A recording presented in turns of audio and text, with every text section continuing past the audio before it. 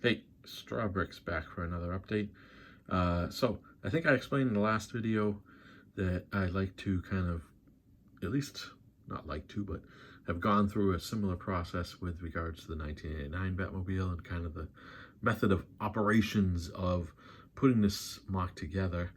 So for this one, we're starting with the doors again, and this is what I had come up with as a proof of concept. So I wanted the doors to open up a little bit differently than they did for the Batmobile, because that one they slid, I think, left and right. So this one I wanted to almost do like a Y. So, you'd have a right door sliding there and a left door sliding left, and then a top door kind of going up. So I figured as a proof of concept, let's do this, figure out kind of how the door looks, and I'm thinking like, okay, one stud wide, kind of thing, and somehow incorporate it into the door. So on the Batmobile one, the doors actually slide a little bit. I think it's like 2 studs in each direction.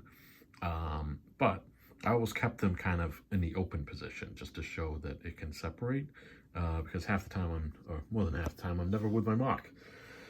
So for these doors, I figured I'm not even going to make them movable. They're just going to look as if they're movable.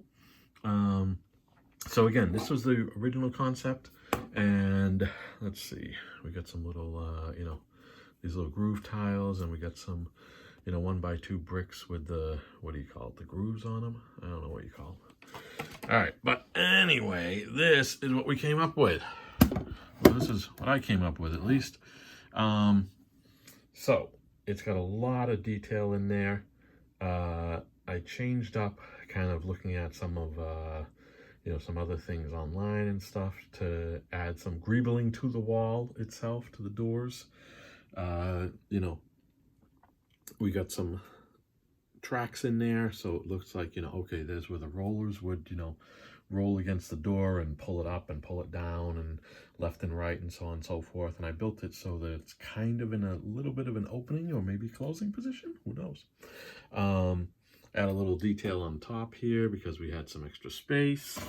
And, what I did is you have a slot right here in between that you can actually see into a little bit just to see the darkness back there. Yeah, so what I did is I built kind of almost a secondary wall within it after this wall. So just about a stud down. There's black, slopes that kind of mirror these. Same with this, and thankfully to this, no one's going to be looking kind of this way. So it's just, built into the wall that way. And just to give you an idea, there's different sections where it actually connects all the way across. Like, for example, right there. So to add to the sturdiness of the wall. Yeah, so that is what I've come up with for the wall section, for the doors. And now I kind of built in this part here to accommodate, this part here to accommodate the 2 tongues there, basically, that come off of the platform I showed in the last video. Yeah, so now I got to work on what the actual base will be, We'll see. All right, have a good one.